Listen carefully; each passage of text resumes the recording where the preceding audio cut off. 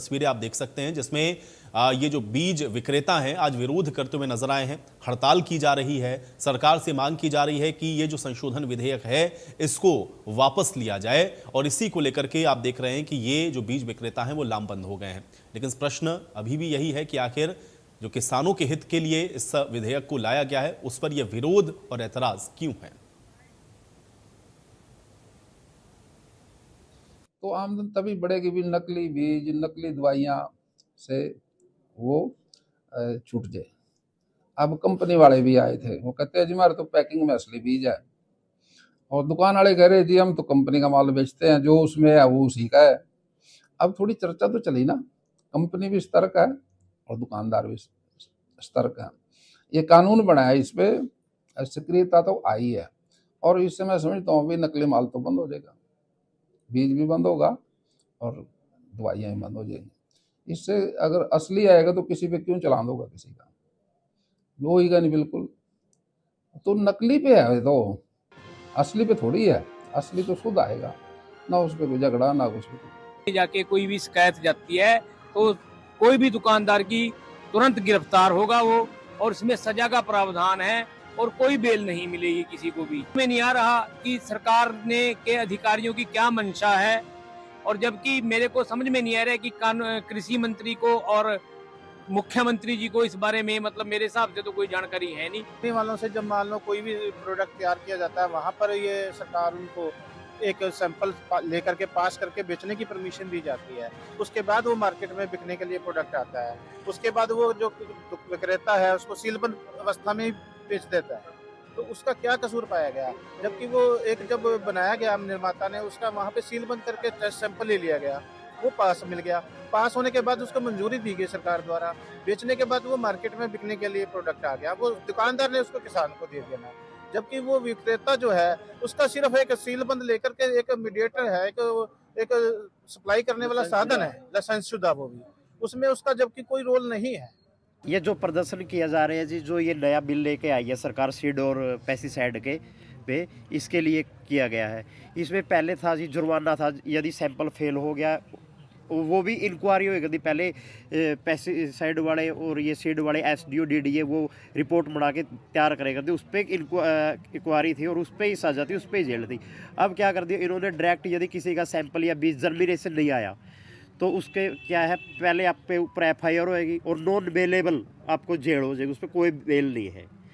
तो ये बात है कि सीड है, अब जर्मिनेशन गर्मी है, कम भी आएगा ज़्यादा भी आएगा, उसमें हीट वेव भी चलेगी, उसमें दुकानदार दोषी नहीं है जी। खेती प्रधान देश है जी, और इसके साथ कोई गलत करना नहीं चाहता। हम CM साहब से दरख्वास्त करेंगे कि इसके बारे में बिल्कुल बैठ कर ठंडे दिमाग से हमारी यूनियन के ऑल हरियाणा एग्रीकल्चर यूनियन के जो भी हैं उनके साथ बैठ कर के इसमें संशोधन किया जाए। हमारी हाथ जोड़ के रिक्वेस्ट है जी। आइए अब आपको ग्राफिक के जरिए भी कुछ अहम बातें इस बीज अधिनियम में जो बदलाव हुआ है वो बता देते हैं। देखिए, दोषी पाए जाने पर निर्माता कंपनी को 2 साल की सजा होनी है। ये जो विधेयक या अधिनियम जो संशोधन किया गया है उसके अंदर ये प्रावधान किया गया है। जिम्मेदार कंपनी पर 3 लाख का जुर्माना भी लगेगा अगर बीज नकली पाया जाता है। कंपनी दोबारा दोषी पाई जाएगी तो फिर सजा 3 साल हो जाएगी और जुर्माना बढ़कर के हो जाएगा 5 लाख। इसी तरह से अगर डीलर को 1 साल तक की सजा और 50,000 तक का जुर्माना भुगतना पड़ सकता है अगर वो भी नकली बीज या इस तरह की चीज़ों को बेचता हुआ पाया गया। दोबारा से अगर वही डीलर दोषी पाया जाता है तो फिर उसको 2 साल की सजा और 2 लाख रुपए का जुर्माना होगा। ये नए बीज अधिनियम में जो बदलाव किया गया है उसके आधार पर उसकी कुछ प्रमुख बातें हैं जो कि आपको बता रहे हैं। पहले ये जुर्माना मात्र 500 रुपये हुआ करता था, लेकिन अब ये जो जुर्माना है वो बढ़ गया है। दोबारा पकड़े जाने पर 6 महीने की जेल हुआ करती थी, जिसको बढ़ा दिया गया है, यानी कि अब यह सजा 2 साल की हो गई। इसके साथ ही 1000 रुपये तक के जुर्माने का प्रावधान पहले हुआ करता था, जिसको अब बढ़ा करके 2 लाख कर दिया गया है। तो कुल मिलाकर के बीज संशोधन अधिनियम 2025, जिसको इसी बार के बजट सत्र में आपने देखा कि रखा गया और उसको पारित भी कर दिया गया। मकसद इसका यह है कि किसानों को किसी भी तरह की कोई दिक्कत खेती में ना हो, और साथ ही साथ अगर उनके सामने कोई समस्या आ रही है तो फिर जो नकली खाद या बीज बेच रहे हैं उनके खिलाफ कार्रवाई को सुनिश्चित किया जा सके। लेकिन अब इसी नए बीज अधिनियम को लेकर के आप देख रहे हैं कि जो दुकानदार हैं वो लामबंद हो गए हैं और सरकार से उनकी बात को मानने या फिर इस बीज अधिनियम में जो संशोधन किया गया है उसको वापस लेने की बात कह रहे हैं। लेकिन अब यहाँ पर प्रश्न यह है कि किसान अगर परेशान है या किसान को नकली बीज मिल रहा है या किसान के खेत में जो बीज वो लगा रहा है, जिसको वो बो रहा है, अगर उसमें सही फसल नहीं हो रही है तो जाहिर है कि इस पर एक कार्रवाई सुनिश्चित होनी चाहिए। और वही करने का मकसद आप देख रहे हैं कि सरकार का था। लेकिन अब इसको लेकर के जो विरोध हो रहा है इसके भी मायने क्या है, इसको भी आज थोड़ा समझने की कोशिश करेंगे कि आखिर ये विरोध प्रदर्शन क्यों किया जा रहा है और इसका क्या कारण है। क्यों जो घटिया बीज पर सरकार एक्शन ले रही है उससे जो बीज विक्रेता है वो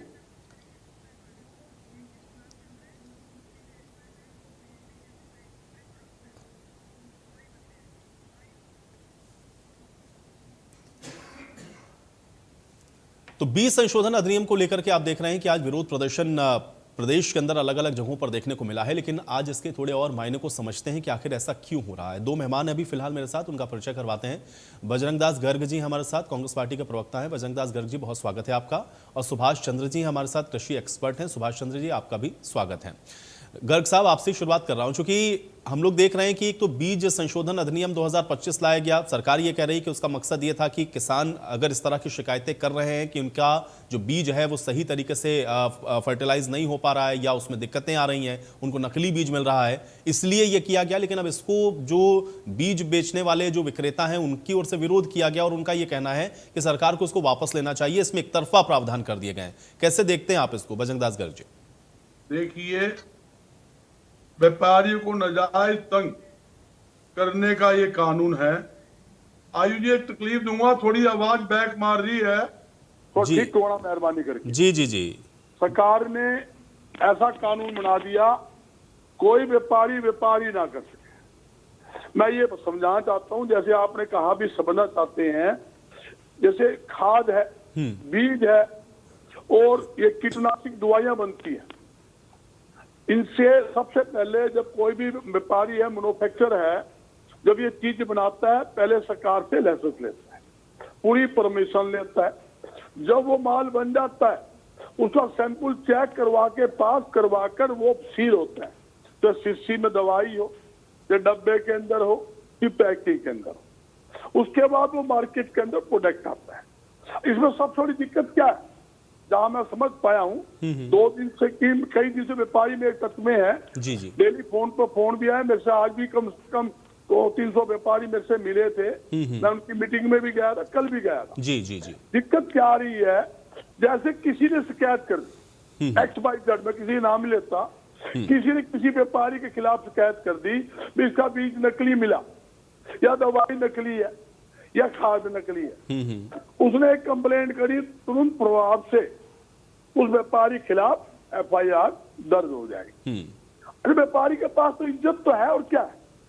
जब किसी खिलाफ FIR दर्ज होगी, पुलिस वाले आ गए, उसको पकड़ के ले गए, उसकी तो माटी पिट गई, वो व्यापारी थोड़ी रहा, वो एक चोर बन गया, वो किसी मुंह दिखाने लायक रहता ही नहीं। वो व्यापारी व्यापार नहीं कर सकता मार्केट में बैठ के, क्यों?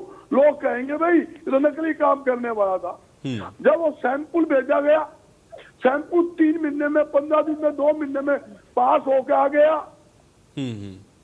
उसके बाद क्या बचेगा व्यापारी के? ये गलत कानून है। सबसे पहले कानून आने से पहले जो भी मैन्युफैक्चरर थे या होलसेलर थे या रिटेलर थे, उनसे विचार विमर्श करके नियम बनाना चाहिए। नियम के बाद ये कोई व्यापारी अपना व्यापार बंद करके राजी है क्या? एक हफ्ता कहना आसान है।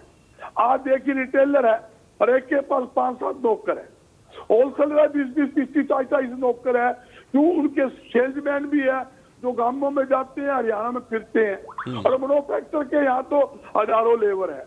एक दिन का करोड़ों और अरबों रुपए नुकसान इस व्यापार के अंदर व्यापारी व उद्योगपतियों को हो रहा है। कौन अपना व्यापार चाहेगा? एक नई बात और बता दूंगा आपको, उद्योगपतियों ने फैसला लिया, जब परसों मेरे से बात की, विवेका भी हड़ताल करने जा रहे हैं, क्या करें? मैंने कहा भाई तुमने माल बेच दिया, आपने डिस्ट्रीब्यूटर बनाए, अपने माल दे दिया, आप उससे पैसे मांगोगे, डिस्ट्रीब्यूटर मांगेगा, रिटेलर को बेच दिया उससे पैसे मांगेगा। आप सबसे पहले हड़ताल करने से पहले ये फैसला लेना चाहिए, जो आपने माल बेचा है वो अपनी कंपनी वापिस ले, उनके पैसे दे, ताकि रिटेलर होलसेलर को कुछ बचत रह सके, और आप उनके साथ खड़े होंगे। ठीक है, तो आप ये कह रहे हैं कि रिटेलर जो स्टेक होल्डर्स हैं उनके साथ सही तरीके का कम्युनिकेशन हुआ नहीं, या उनको भरोसे में नहीं लिया गया, इसलिए इस पर ये जो दिक्कतें हैं वो आ रही हैं। सरकार जी ने जी, गलत ठीक है, फैसला लिया है। बिल्कुल बिल्कुल, मैं आऊंगा, मैं अभी आपके पास आता हूं गर्ग साहब। मैं सुभाष खुराना जी का रुख कर लेता हूं, क्योंकि पेस्टिसाइड एसोसिएशन की ओर से वो मेरे साथ इस समय जुड़े हुए हैं। सुभाष जी, आपसे मैं ये जानना चाह रहा हूं, क्योंकि सरकार का पक्ष इस पर यह है कि कोशिश सरकार की ये थी कि भाई किसान परेशान होता है, बहुत सारी कंप्लेंट्स आती हैं कि भाई उन्होंने बीज खरीदा, अपने खेतों में लगाया, लेकिन जो प्रोडक्शन होना चाहिए था वो नहीं हुआ, या कभी कभी बीज खराब भी निकल जाते हैं, और इसलिए सरकार के पास बहुत सारी कंप्लेंट्स थी, इसलिए उन्होंने ये संशोधन किया है। इस पर क्या ऐतराज है और क्यों ये विरोध प्रदर्शन देखने को मिल रहा है सुभाष जी? अक्षय जी, मैं एक किसान भी हूं, मैं एक रिटेलर भी हूं, मैं एक सीड प्रोड्यूसर भी हूं, मैं एक पेस्टिसाइड निर्माता भी हूं, और मैं कृषि ग्रेजुएट भी हूं। तो किसान से शुरू होता है बीज का काम। किसान के खेत में हम लोगों का प्रोडक्शन होता है, कॉन्ट्रैक्ट बेस्ड प्रोडक्शन होता है।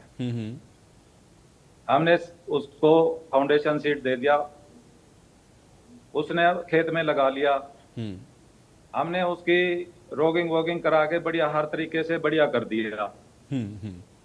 कंबाइन चली, कंबाइन में थोड़ा सा बीज रह गया, जो पिछले खेत से काट के आया था अगले में रह गया। समझ रहे होगा ना मेरी बात? जी जी जी जी। वो सीड हमारे पास आ गया, हम लोगों ने वो सीड स्टोर कर लिया। अब उस सीड में कोई दूसरा बीज आ गया, उसका सिर्फ एक ही तरीका है कि भाई इसका जीओटी लगाया जाए। जीओटी का 6 महीने से पहले रिजल्ट नहीं आता। ठीक है ना जी? जी। तो 6 महीने से पहले जीओटी का रिजल्ट नहीं आता, तो हम लोगों को ये सीड जो है जर्मिनेशन चेक करके और बाजार में देना पड़ता है, ताकि अगली फसल के लिए सोइंग हो सके। 9 महीने की एक्सपायरी होती है इस बीज की। अगले साल इसको बेच नहीं सकते, अगले साल इसका जर्मिनेशन खत्म हो जाता है। तो हमारे कंट्रोल से सारा कुछ ये बाहर का ही है कुल मिला के, क्योंकि फार्मर से लिया हमने पैक किया, साफ किया, प्रोसेस किया, फिर दुकानदार को बेचा हमने, डीलर डिस्ट्रीब्यूटर को बेचा। डीलर डिस्ट्रीब्यूटर ने जैसे हमसे लिया वैसे आगे दे दिया। अब आपको नई कहानी बताता हूं। लास्ट ईयर गेहूं के बीज में कुछ वैरायटियों में जो है ना दाना नहीं बना। हमने एक लोट हमारा 200 क्विंटल का होता है, 300 क्विंटल का होता है जी, और एक पार्टिकुलर किसान के यहाँ जो है ना दाना नहीं बना, 3 एकड़ में 4 एकड़ में। क्यों नहीं बना भाई? हमने डीआर ये जो है साइंटिस्ट बुलाए, पीएयू की वैरायटी थी पीबीडब्ल्यू 550, हमने वहां कंसर्न किया, डीडब्ल्यूआर से साइंटिस्ट बुलाए। भाई बीज में हमें पता तो लगे बीज में क्या कमी हुई है। जी जी। ठीक इससे 1 साल पहले, पिछले 3 साल पहले जो धान के खेत में पौधे छोटे रह गए, क्या हुआ जी? बोले कोई चाइनी बीमारी आ गई जी। आज तक किसी साइंटिस्ट ने ये नहीं बताया कि वो क्यों छोटे रह गए। नाम किसका हुआ? बीज खराब का। भाई हम लोगों को 31 साल हो गए बीज का काम करते हैं। नहीं, लेकिन सुभाष जी फिर क्या होना चाहिए, क्योंकि इसका कई समाधान तो ढूंढना पड़ेगा ना खुराना साहब। ठीक है, मैं मान रहा हूं कि इसमें बहुत सारे कारण हो सकते हैं, या क्योंकि स्टेप बाय स्टेप बहुत सारी चीजें हैं जिससे ये गुजरता है। क्या होना चाहिए सुभाष जी? फिर आप ही बताइए। नहीं, सुभाष जी क्या होना चाहिए, फिर क्या करें, क्योंकि किसान को भी समस्या ना हो, आपको भी ना हो। देखिए, नहीं, किसान को तो 1% भी लॉस नहीं होना चाहिए। हम देखो, बीज हर आदमी जो है ना अपनी इज्जत, अपने ब्रांड के लिए काम करता है जी। हम सरकारी एजेंसी के हिसाब से भी काम करते हैं, लेकिन हमारी इज्जत उससे बहुत बड़ी होती है। हम लोग बढ़िया बीज बना करके किसान को देते हैं, किसान की पैदावार अच्छी हो, देश खुशहाल हो, यही हमारा काम है। और दूसरा कौन सा काम है जी? सेम पेस्टिसाइड में है। पेस्टिसाइड हम बढ़िया बना के देते हैं, किसान के यहाँ रिजल्ट बढ़िया आने चाहिए। अब क्या होता है कि इसमें आउट ऑफ कंट्रोल क्या है, अब किसान आया एक, उसने दवाई खरीदी, दवाई तो पेस्टिसाइड खरीद करके स्प्रे करना था, उसको अपने नौकर को दे दिया। उसके नौकर ने क्या किया कि उसमें से पड़ोसी को आधा बेच दिया। हमारे पास बहुत 31 साल में हमारे पास बहुत तजुर्बा है। चलिए, आप ये कह रहे हैं कि इसमें बहुत सारे चीजें हैं जिस पर एक बार गौर करने की जरूरत है। ठीक है, मेरे साथ वीरेंद्र जी भी जुड़ गए, मैं एक बार उनका रुख करता हूं, फिर मैं आपके पास वापस आता हूं। वीरेंद्र चौहान जी, बहुत स्वागत है आपका। वीरेंद्र जी, कैसे देख रहे हैं, क्योंकि आप लोगों ने तो ये मकसद था कि भाई किसान चूंकि शिकायत कर रहा था, किसान को दिक्कत ना हो, उसकी आमदनी में कोई समस्या ना हो और उसकी जो परेशानी है उसका हल करें, लेकिन यहाँ तो अब जो एसोसिएशन है वो विरोध में उतर आई। उनका ये कहना है कि ये सही नहीं है, उनके साथ चर्चा नहीं हुई या उनको भरोसे में नहीं लिया गया, ये उनके लिए नुकसानदेह हो रहा है। वीरेंद्र जी, देखिए, जो नया कानून है, नई व्यवस्था या नए प्रावधान हैं, उनका मूल मकसद ये सुनिश्चित करना है कि किसान के साथ धोखा ना हो, किसान को अनावश्यक रूप से कोई ठगी ना उसके साथ हो, उसे लूटा ना जाए। किसान को सुरक्षित करने के लिए, किसान के हित में, और ये सुनिश्चित करने के लिए कि उसको गुणवत्तापरक बीज मिले, सुरक्षित हो, गारंटी शुदा बीज या पेस्टिसाइड मिले, इसीलिए तो ये नया प्रावधान किया गया है। इस प्रावधान का मकसद न किसी विक्रेता को परेशान करना है, न किसी बीज के निर्माता या पेस्टिसाइड के निर्माता को परेशान करना है। इस प्रावधान, नई व्यवस्था, नए कानून का जो मंतव्य है, मकसद है, उद्देश्य है, वो सिर्फ इतना है कि जो हर तरफ से हर साल ये शिकायत आ रही थी कि बाजार में बहुत सारे नकली बीज बेचने वाले, नकली पेस्टिसाइड बेचने वाले लोग हैं, वो आ जाते हैं, किसान को चट्टी लगा के चले जाते हैं, उनके ऊपर शिकंजा कसने का कोई तरीका है नहीं, निर्भीक होकर के वो चोरी चकारी करते हैं और जो मासूम किसान है उसको ठग करके चले जाते हैं। ऐसे लोगों पर शिकंजा कसने के लिए ये व्यवस्था की है। तो जो जेन्युइन तरीके से काम करने वाले लोग हैं, जो सभी नियमों मानकों के अनुसार बीज अथवा पेस्टिसाइड उपलब्ध कराने वाले लोग हैं, उनको किस बात के लिए चिंतित होना? अल्टीमेटली हम किसान से पैसा लेते हैं। पैसा किस बात का लेते हैं?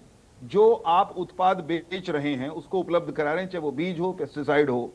तो जो उपभोक्ता है, जिसने पैसा दिया है, जिसका सारा दारोमदार आपके द्वारा उपलब्ध कराई गई प्रोडक्ट की गुणवत्ता पर है, उसको गारंटी देना या उसको गारंटी दिलवाना, इसमें कहां गलत हो गया भला? ये तो नेक काम है और इस बात को लेकर किसी को चिंतित होना नहीं चाहिए, परेशानी अभिव्यक्त करनी नहीं चाहिए। कहीं तो कोई तो सिस्टम खड़ा करना पड़ेगा ना आखिरकार। कानून का प्रावधान, मान लीजिए, इसको बहुत सरल सी भाषा में अगर कहना हो कि कोई अपराध हो रहा है, कोई चोरी कर रहा है, कोई हिंसा कर रहा है, कोई हत्या कर रहा है, वो हिंसा का आरोपी या संभावित हिंसा का कोई आरोपी ये कहे कानून जरा सरल कर दीजिए जी, हम तो ये तो होने ही वाला है और हम तो हिंसा करेंगे ही, हम तो चोरी करेंगे ही, सजा ज्यादा हो जाएगी साहब। ये अव्यावहारिक सी बात लगती है। सरकार व्यापारी की भी है, सरकार पेस्टिसाइड या बीज को तैयार करने वाले उसमें, और बिल्कुल ठीक कहा आपके पैनल पर जो सज्जन अभी बोल रहे थे कि बहुत सारे लोग किसान भी हैं, वो बीज भी बनाते हैं और वो पेस्टिसाइड के विक्रेता भी हो सकते हैं, निर्माता भी हो सकते हैं जी। कोई भी कारोबार, चाहे बीज का हो, खाद का हो, पेस्टिसाइड का हो, वो कुछ नियमों में बंधा हुआ होना ही चाहिए। उसमें चोरी चकारी पर अंकुश लगाना ही चाहिए। अब तक नहीं लगा था, हम अंकुश लगाने की दिशा में हमने कदम बढ़ाया है। मुझे लगता है ये सबके हित का कानून और प्रावधान है।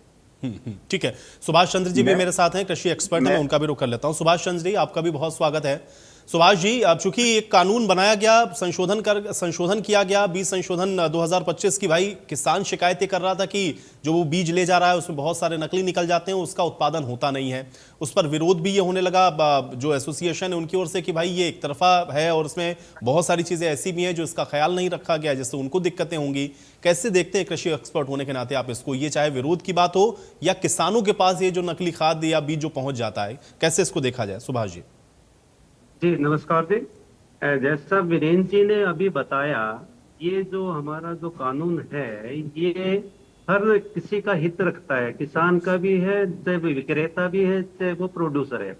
इसमें सिर्फ और सिर्फ नकली बीज का मतलब ये नहीं है कि वे कोई आर्टिफिशियल हम बना देंगे। नकली बीज का मतलब है जो सीड एक्ट के तहत जो पैमाने पे खरा नहीं उतरता। कई बार इस प्रकार की समस्याएं बढ़ रही थी कि या तो जो है किस्म की आवाज साफ नहीं आ रही सुभाष जी की। जी गर्ग साहब, मैं सही करवाता हूँ जी। सुभाष जी आप अपनी बात रखें। तो उसमें जो है इस प्रकार की समस्याएं और शिकायतें किसानों की काफी आ रही थी, जिसकी वजह से उनको बड़ा हर्जाना वो नुकसान भुगतना पड़ता था। तो उस चीज को ध्यान में रखते ही जो सही जो उसकी गुणवत्ता है उसमें तो किसी प्रकार की चिंता है ही नहीं।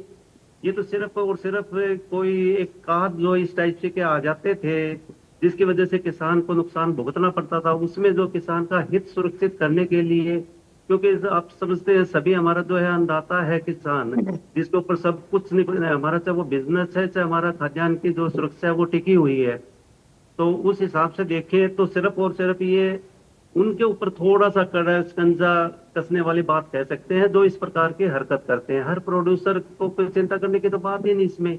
यदि वो अच्छी गुणवत्ता का है तो कोई जो है उसमें तो चिंता वाली बात ही नहीं। जब जर्मिनेशन सही होगा तो उनके ऊपर तो ये कानून कुछ भी नहीं कहता। ठीक है गर्ग साहब, भाई जो गलत कर रहा है उसको डरने की आवश्यकता है, जो सही बीज बेच रहा है या जो सही तरीके से कारोबार कर रहा है उसको क्या समस्या हो सकती है? अल्टीमेटली तो सबका एम यही है कि भाई किसान को लाभ हो।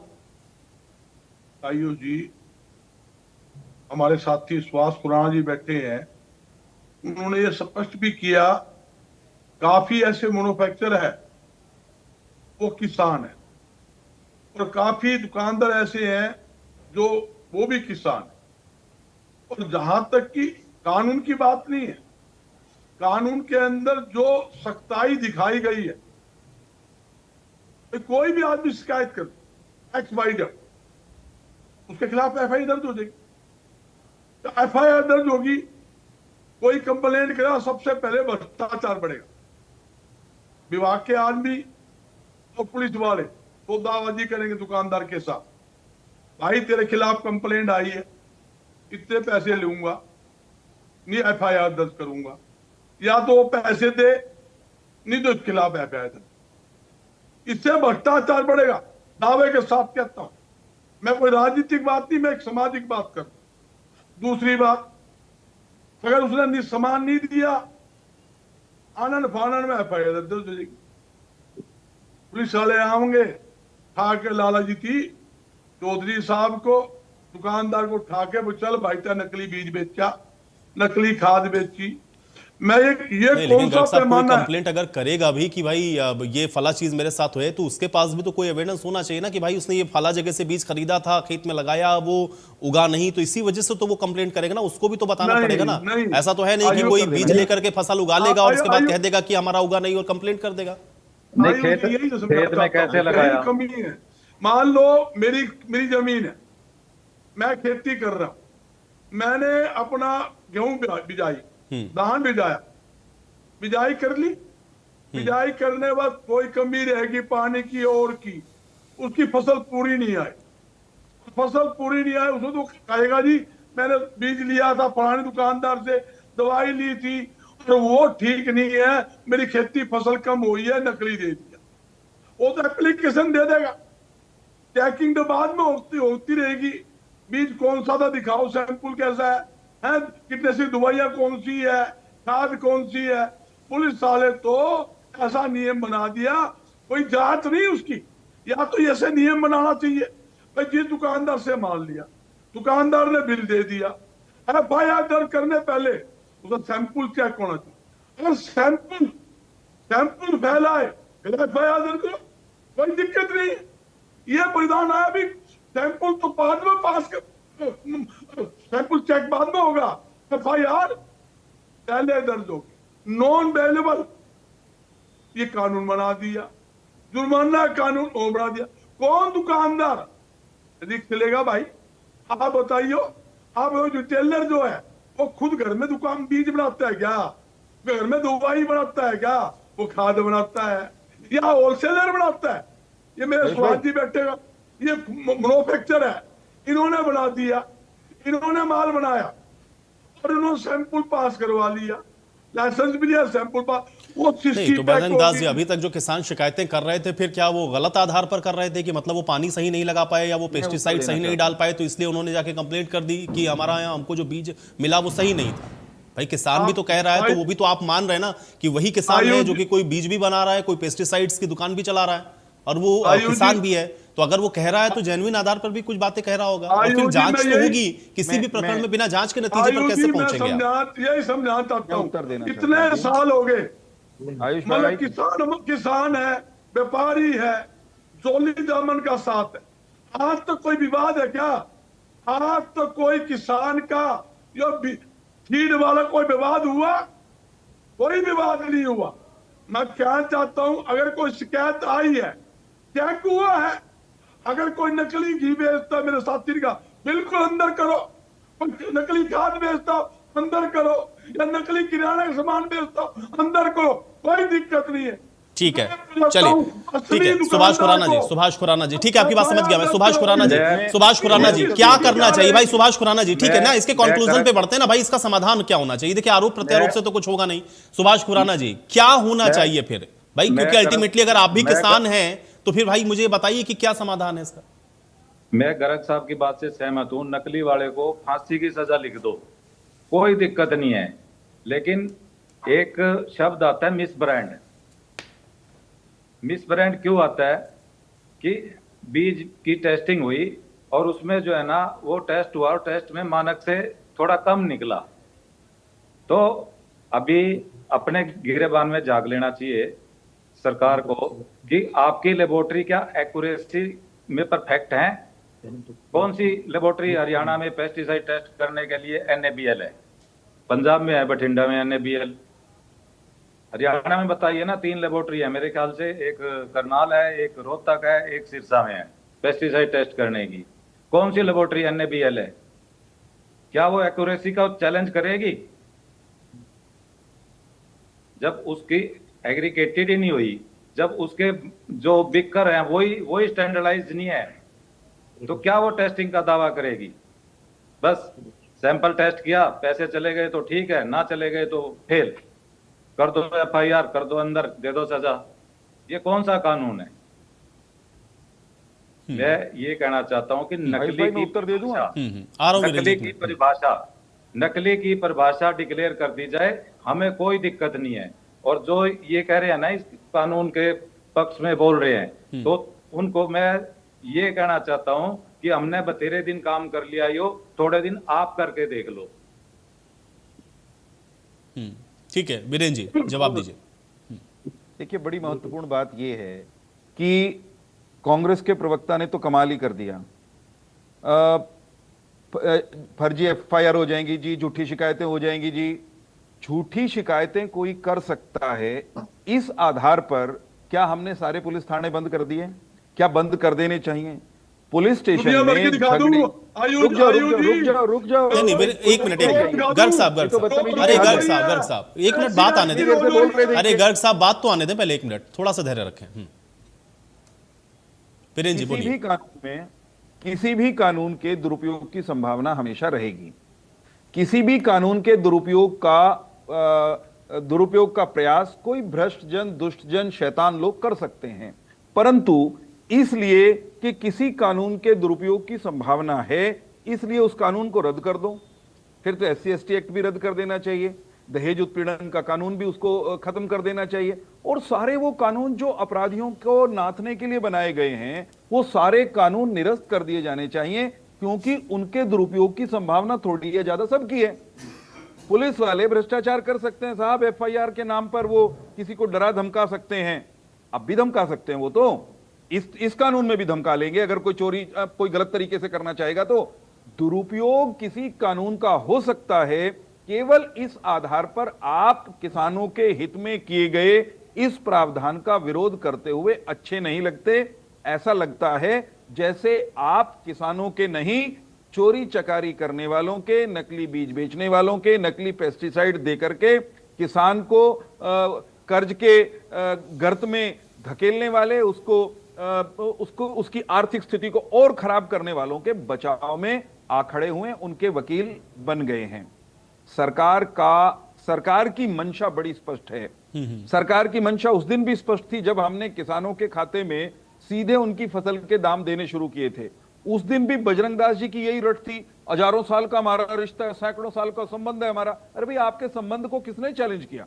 किसान का, दुकानदार का, किसान का, आड़ती का, सबका संबंध हजारों का नहीं तो सैकड़ों साल का है, सैकड़ों का नहीं तो दर्जनों वर्षों का तो सबका है।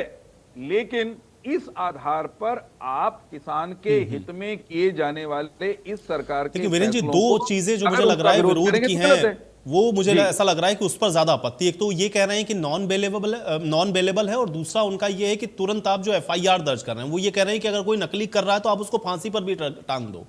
लेकिन थोड़ा सा इस पर विचार कर लें आप लोग, ये सही नहीं है। समझना चाहिए, समझना पड़ेगा।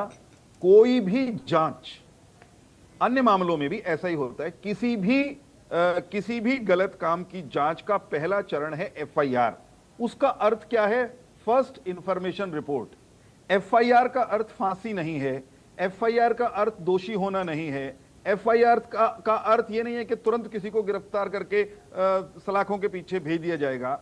एफआईआर तो प्रथम सूचना रिपोर्ट है, प्राथमिकी है, that a crime has been committed, एक अपराध हुआ है साहब, इसका अंदेशा है, इसकी सूचना है पुलिस के पास।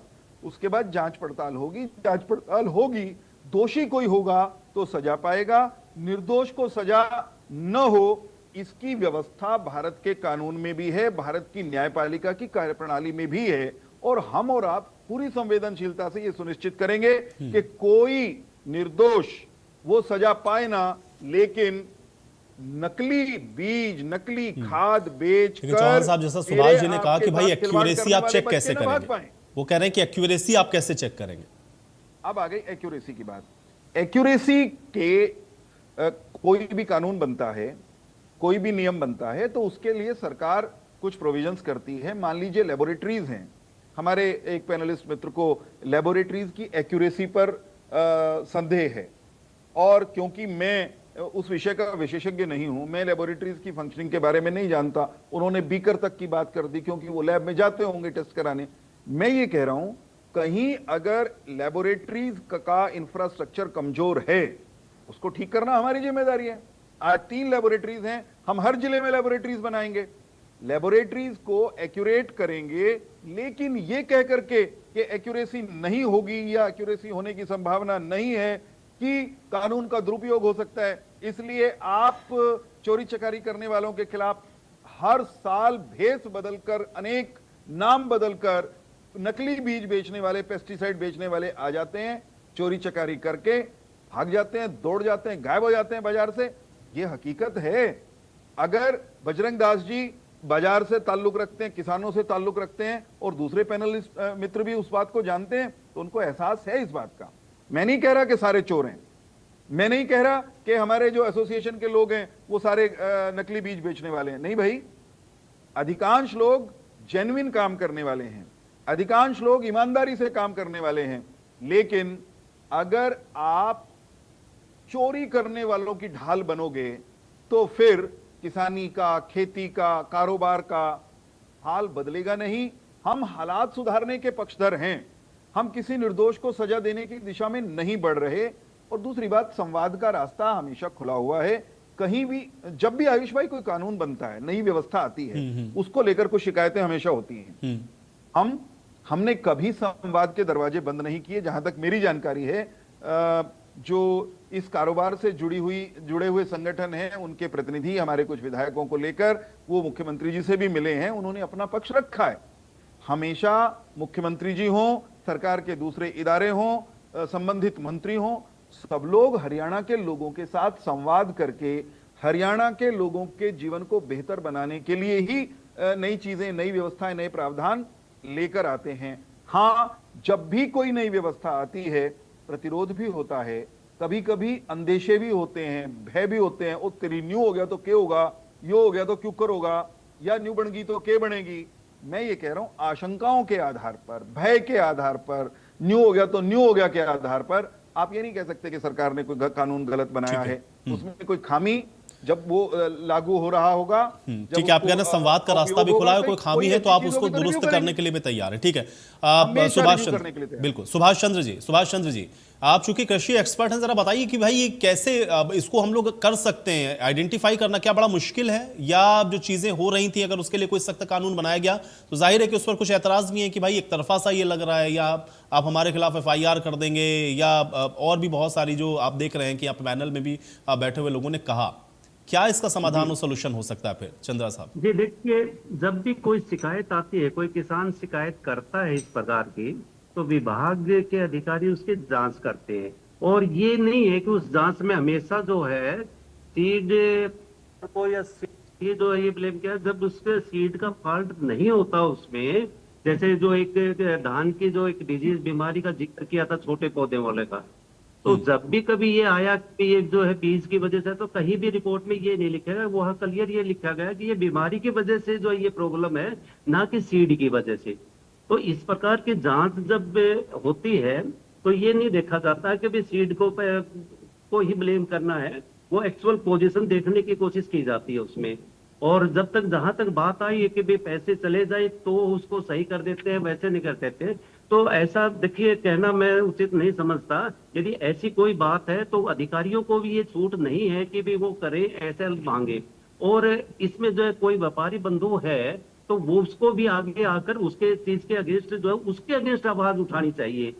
तो ऐसा जो है यदि हम करते हैं कि भी जो बीज में एक्चुअल में यदि कोई प्रॉब्लम है और उसको थोड़ा सा जांच, उसको थोड़ा सा चेक करने के लिए इस प्रकार के प्रावधान किए गए हैं, तो लगता है कि भी ऐसी बात नहीं है कि भी किसी के द्वेषपूर्ण किया गया हो या किसी बीज विक्रेता को प्रेस वो करने के लिए गया हो। ये तो एक जो है सबकी हित की बात इसमें जो है हम कह सकते हैं। हाँ, जहां तक बात है कानून की इसमें सख्ती की, वो हमारे व्यापारी बंधुओं के जो प्रतिनिधि है वो सरकार के साथ बैठ के बात करेंगे कि भी ये इतना जो है उचित नहीं है।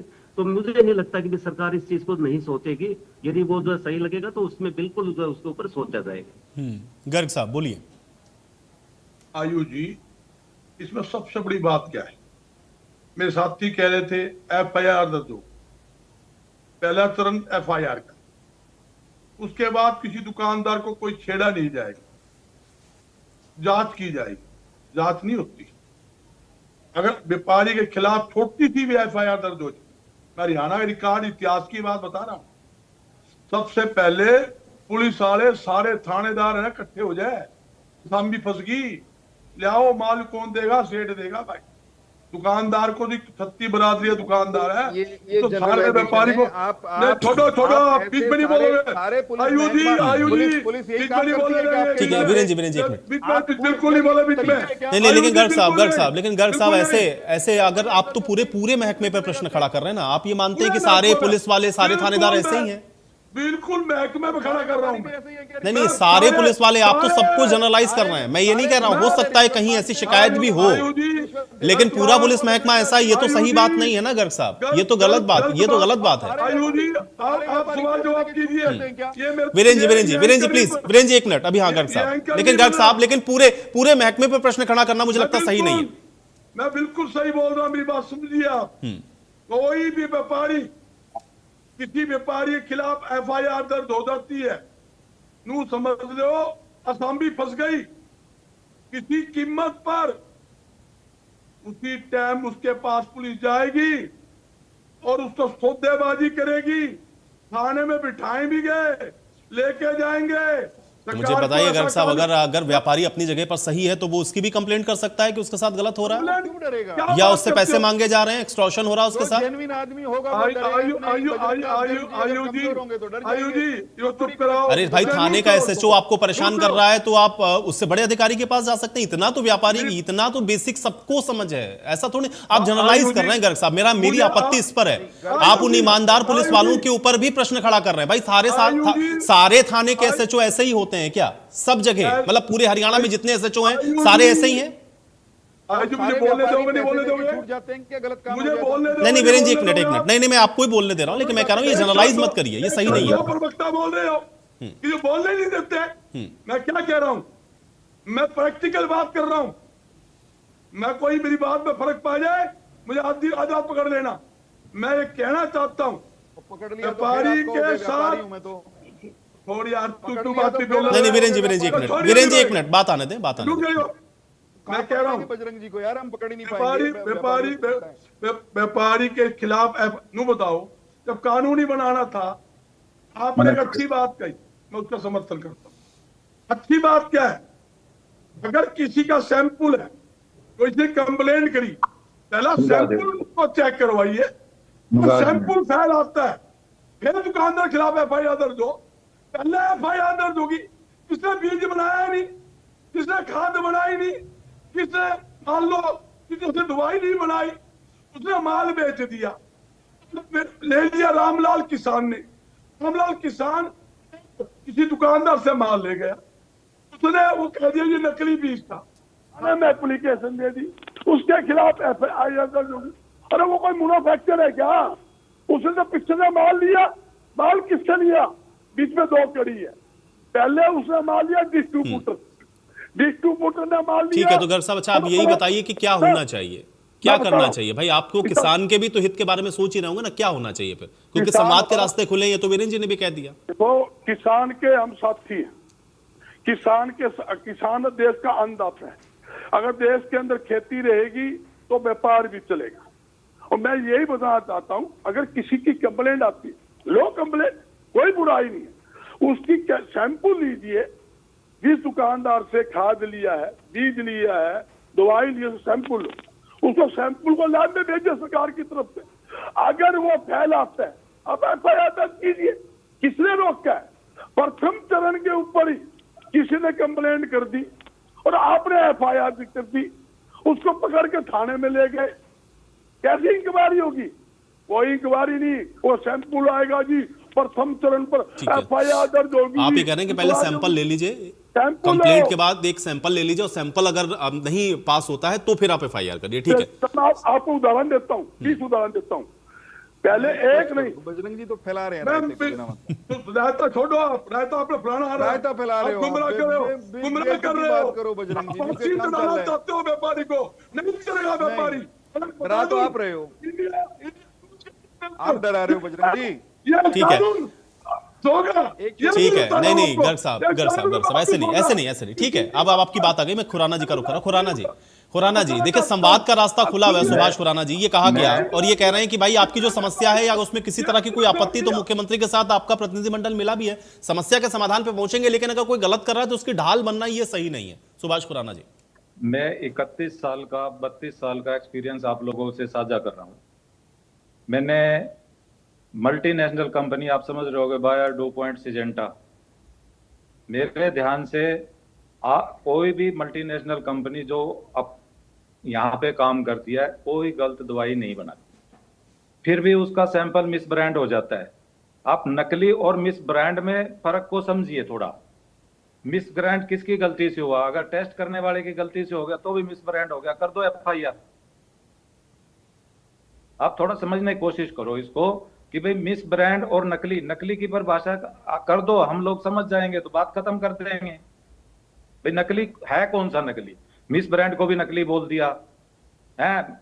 जो बीज जर्मिनेशन 2-4-5% कम हुआ, किसी वजह से हुआ, उसको भी नकली बोल दिया। किसी के खेत में पैदावार कम आ गई, उसको भी नकली बोल दिया। उसने एक फार्मर है, बीज ले गया 3 वैरायटी का धान सीड की, अपने नौकर को दे दिया, अब जाके बोले भाई उसने एक वैरायटी जो है ना दूसरे में मिक्स कर दी। जिम्मेवार कौन हुआ? प्रोड्यूसर। नकली हो गया, बीज नकली हो गया। डिपार्टमेंट ने रिपोर्ट बना दी कि भाई इसमें तो इतने % बीज मिक्स है और फार्मर का इतना नुकसान है। तो जिम्मेवार कौन हुआ? गलती किससे हुई? देखो, कोई भी प्रोड्यूसर, कोई भी पेस्टिसाइड, मैं नकली वाले के पक्ष में बिल्कुल नहीं हूं। नकली वाले को कल की बजाय आज फांसी चढ़ा दी जाए। जो सीड प्रोड्यूसर अच्छे से काम कर रहा है, बढ़िया तरीके से काम कर रहा है, अपना नाम भी बनाता है। आज मैं आपको बताता हूं, हरियाणा में 36 लाख क्विंटल सीड बनता है और खपत है यहाँ 10-12 लाख क्विंटल की। जो 24 लाख क्विंटल सीड बनता है दूसरे स्टेट में, उसकी डिमांड है। लोग उसकी तारीफ करते हैं कि हरियाणा का बीज है, करनाल का बीज है, हिसार का बीज है। लोग उसकी तारीफ करते हैं और 1-2 रुपए किलो दूसरे से ज्यादा रेट से भी बेचते हैं। बताइए, जब इतना नाम होने के बावजूद भी फिर एक एक्ट लगाया, कुछ एलिमेंट, मैं उसको बोलूंगा एलिमेंट, कुछ